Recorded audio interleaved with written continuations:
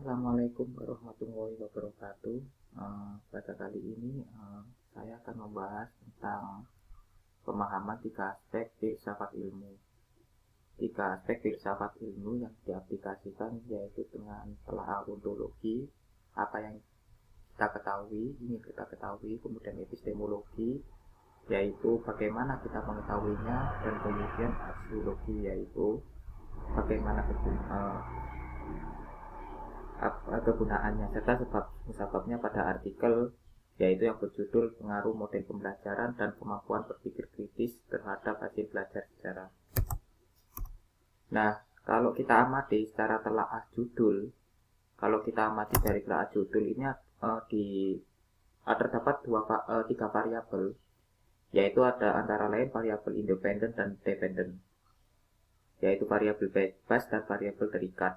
Nah, variabel independennya yaitu adalah model pembelajaran, kemudian kemampuan berpikir kritis, sementara variabel dependennya ini adalah hasil belajar. Nah, hal ini menunjukkan penelitian kalau yang dilandasi dengan variabel-variabel adalah penelitian kuantitatif. Nah, penelitian kuantitatif itu dilandasi pada filsafat positivisme. Dia menggunakan ilmu alam. Karena ilmu alam itu juga berlaku pada ilmu sosial sebagaimana yang dikatakan oleh Auguste Comte.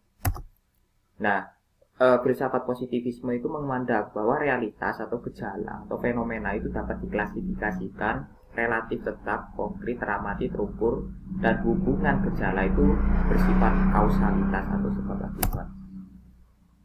Nah, kita amati dengan kajian ontologinya. Kajian ontologi yang kami gunakan adalah jurnal yang kami ambil dari Jurnal Teknologi Pendidikan Indonesia yang Cinta Tua dengan judul Pengaruh Model Pembelajaran dan Kemampuan Berpikir Kritis Terhadap Hasil Belajar Sejarah di SMA 1 Pandeglang.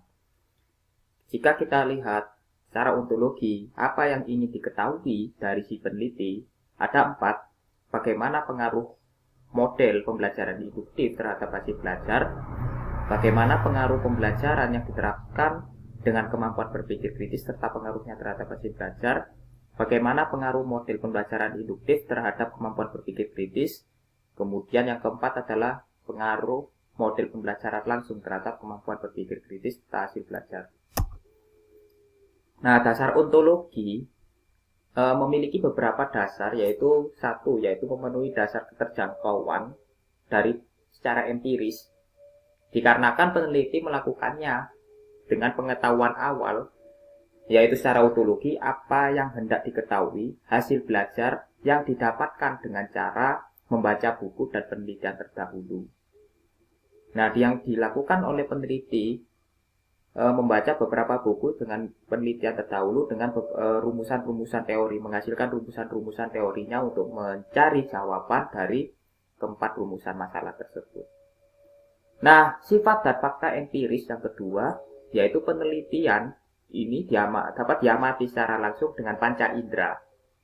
Nah, jadi hasil belajar sejarah di SMA Pandeglang itu rendah, penerapan model pembelajaran kurang, melibatkan keaktifan siswa, serta proses pembelajaran belum mengembangkan kemampuan berpikir kritis.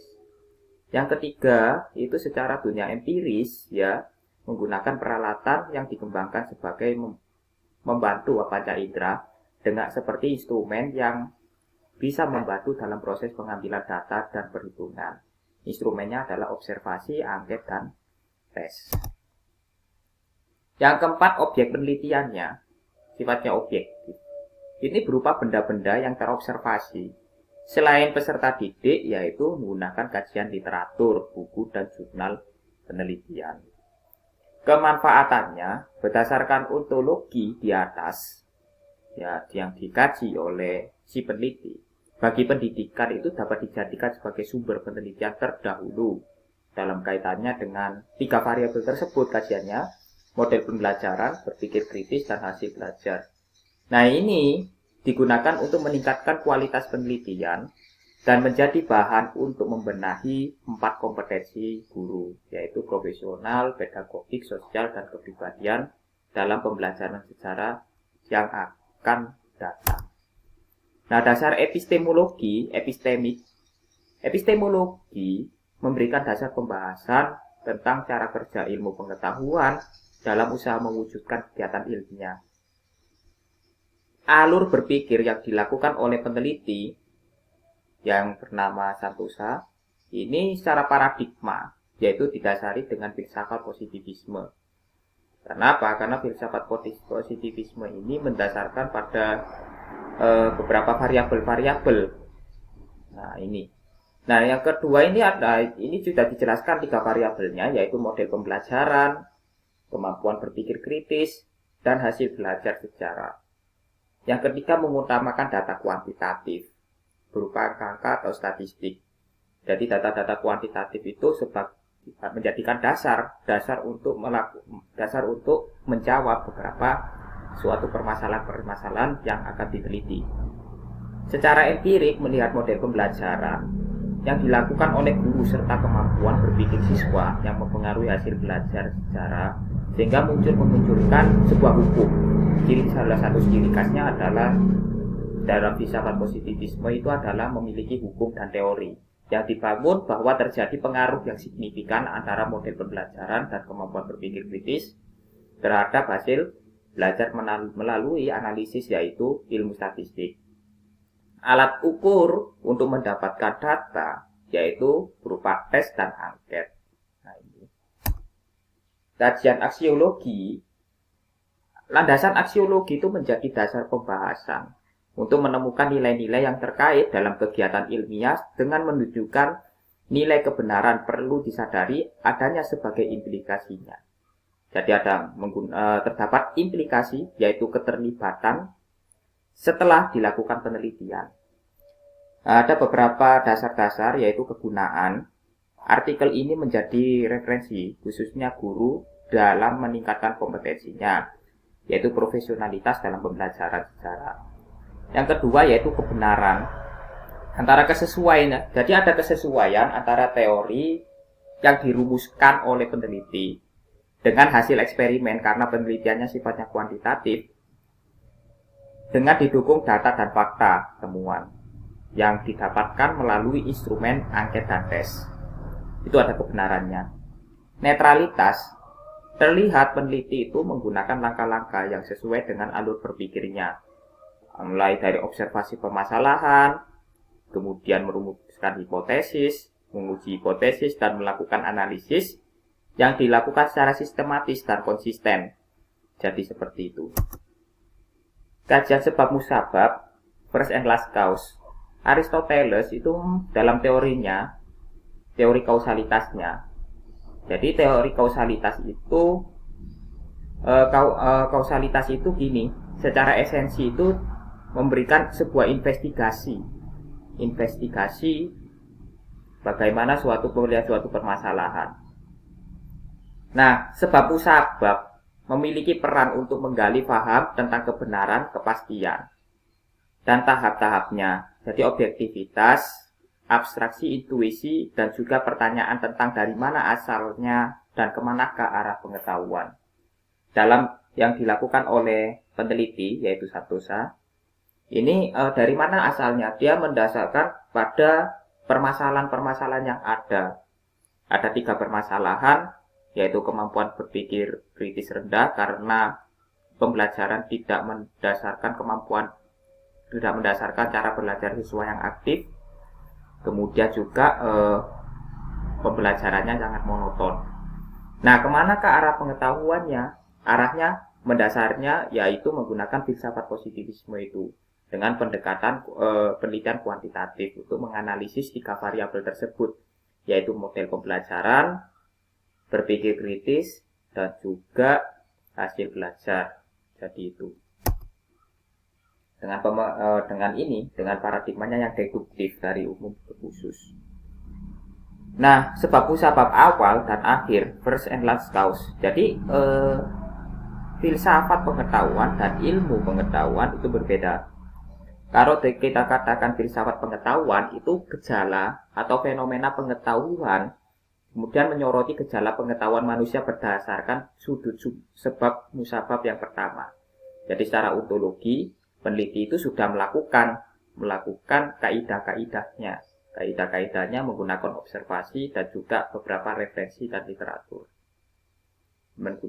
Kemudian dari permasalahan tersebut muncullah yaitu filsafat ilmu pengetahuan itu dengan menyoroti gejala ilmu-ilmu pengetahuan yang khas berdasarkan sudut sebab musabab terakhir. Jadi dipertanggungjawabkan yang diatur secara sistematis dan langkah-langkahnya dipertanggungjawabkan secara teoritis. Jadi itu. Nah, sebab musabab awal ada temuan-temuannya. Jadi peneliti itu menggunakan temuan-temuannya itu berdasarkan observasi dan rumusan teori-teori yang didapatkan sebagai pengetahuan awal yang dimiliki oleh peneliti, yaitu temuan beberapa masalah bahwa hasil belajar sejarah di SMA Pandeglang rendah, penerapan model pembelajaran kurang, melibatkan keaktifan siswa serta proses pembelajaran, kemudian belum mengembangkan kemampuan berpikir kritis. Dari sini peneliti menemukan yang menjadikan sebuah permasalahan itu apa? Oh, ada variabel-variabelnya. Ternyata adalah hasil belajar, model pembelajaran, dan berpikir kritis itu. Itu variabelnya yang menjadikan sebuah kajian awal si peneliti untuk melakukan penelitian. Pokok bahasannya dalam first clause, apakah pengetahuan itu benar dan tetap? Benar dan berkelanjutan, karena berdasarkan pada sumber yang secara empiris dapat langsung dirasakan dan dilihat dengan panca indera. Terpercaya? Iya. Karena apa? Ada kesesuaian antara teori dan lapangan dalam referensi yang digunakan oleh peneliti. Berubah-ubah, terdapat perubahan secara berkala dalam setiap berjalannya waktu atau mengikuti perkembangan zaman. Nah, kemudian sebab musabab terakhir, the last cause.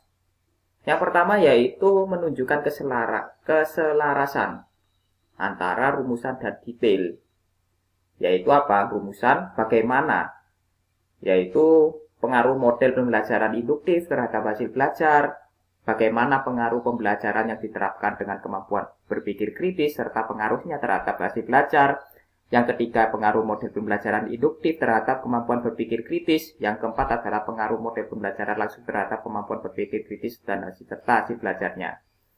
Kemudian secara last cause hasilnya bahwa menunjukkan dengan melalui analisis statistik, ya karena penelitiannya itu sifatnya berdasarkan filsafat positivisme yang dianalisis melalui statistik. Nah, hasil belajar sejarah siswa yang diberikan model pembelajaran induktif itu lebih tinggi daripada hasil belajar sejarah siswa yang diberikan model pembelajaran langsung. Kemudian terdapat pengaruh interaksi antara model pembelajaran dan kemampuan berpikir kritis siswa terhadap hasil belajar. Yang ketiga, hasil belajar sejarah yang menggunakan model pembelajaran induktif lebih tinggi daripada hasil belajar sejarah siswa menggunakan model pembelajaran langsung pada siswa yang memiliki kemampuan berpikir kritis tinggi. Yang keempat, hasil belajar sejarah yang menggunakan model pembelajaran induktif lebih rendah daripada hasil belajar sejarah siswa yang menggunakan model pembelajaran langsung pada siswa yang memiliki kemampuan berpikir kritis rendah. Dan penelitian ini berimplikasi yaitu pemilihan model pembelajaran sejarah, model pembelajaran induktif cocok digunakan dalam pembelajaran sejarah karena pada mengoptimalkan kemampuan siswa untuk memahami dan mengolah informasi serta membentuk kemampuan berpikir yang lebih baik. Itu adalah kecocokan dari pembelajaran induktif. Kemudian untuk dapat menerapkan model induktif dalam pembelajaran sejarah, guru perlu mempertimbangkan bagaimana kemampuan berpikir kritis yang dimiliki oleh siswa. Jika kemampuan berpikir kritis yang dimiliki siswa itu ada, maka cocok dia menggunakan pembelajaran induktif.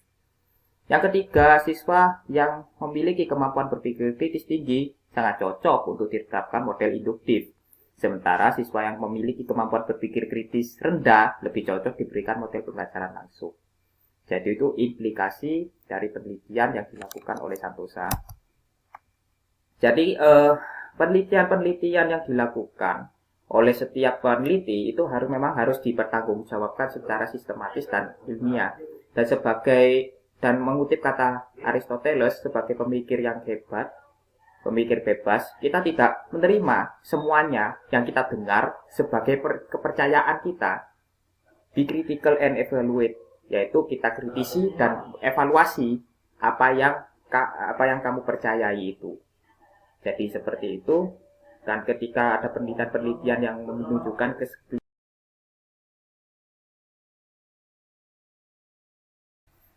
dan ketika ada penelitian-penelitian terdahulu, ya, maka kita harus kritisi terlebih dahulu apakah ada kajian-kajian yang terdahulu ini sesuai dengan apa yang kita teliti.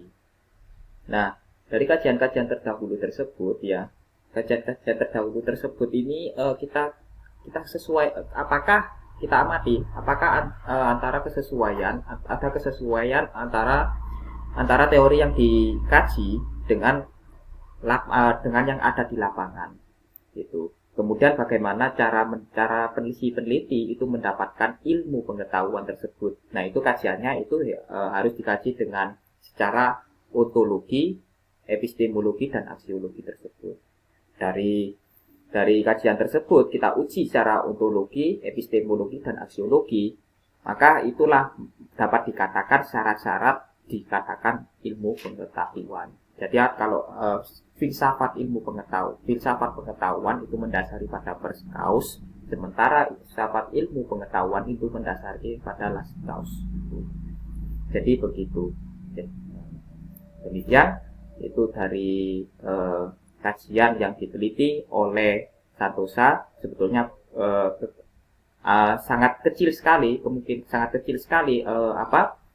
kajian yang dilakukan oleh Santosa itu, dan setelah kami uji secara ontologi, epistemologi, dan aksiologi serta sebab musababnya, itu memang penelitian tersebut itu sudah layak untuk digunakan dalam kajian berpikir kritis, model pembelajaran berpikir kritis, dan juga hasil belajar sejarah. Demikian itu dari paparan saya. Saya akhiri. Assalamualaikum warahmatullahi wabarakatuh. Salam sejahtera bagi kita semuanya.